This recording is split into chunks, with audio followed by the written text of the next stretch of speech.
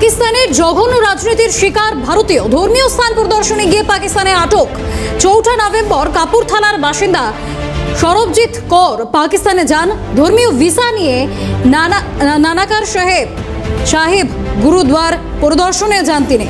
Visa লঙ্ঘনের জন্য প্রত্যর্পণের আবেদন করেছে ভারত। পাকিস্তানের 5 থেকে 6 জানুয়ারি আটারি ওয়াঘা সীমান্ত দিয়ে প্রত্যাবর্তনের সময় নির্ধারণ করে। শেষ মুহূর্তে কোনো ব্যাখ্যা ছাড়াই প্রত্যাবর্তন স্থগিত। 6 জানুয়ারি পাক বিদেশ মন্ত্রকের তথ্য ফাঁস। আইন উপেক্ষা করে রাজনৈতিক কারণে প্রত্যাবর্তন আটকানো হয়। নথির থেকে পাকিস্তানের মনোভাব স্পষ্ট।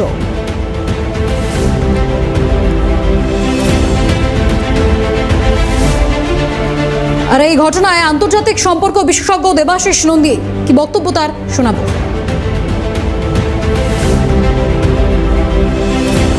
পাকিস্তান কখনো কোনো পর্যটকদের পক্ষে বা পুণ্যার্থীদের পক্ষে খুব সেফ নয়, এবং ভারতের তরফ থেকে কিছু পুণ্যার্থী যান পাকিস্তানে, বিশেষ করে মসজিদে হিন্দুরা যান ভ্রমণ করতে, শিখেরা যান গুরুদ্বারা দেখতে কারতারপুর করিডোর দিয়ে। তো পাকিস্তানে এখন যা পরিস্থিতি, মানে ভারতীয়দের প্রতি যে বিদ্বেষ আরো বেশি বেড়ে গিয়েছে। ফলে ভারতীয় পুণ্যার্থীদের উপর আক্রমণ, এটা পাকিস্তানের যে কালচার অর্থাৎ ভারত বিদ্বেষীদের একটা ফলশ্রুতি। পাকিস্তান সরকার এই নিয়ে কিন্তু কোনো সময়ই খুব একটা সিরিয়াস নয় তাদের নিরাপত্তা বিধান করা, এবং পাকিস্তানের যে অন্যান্য র্যাডিক্যাল গ্রুপগুলো রয়েছে তারাও কিন্তু এগুলোর সাথে জড়িত থাকে।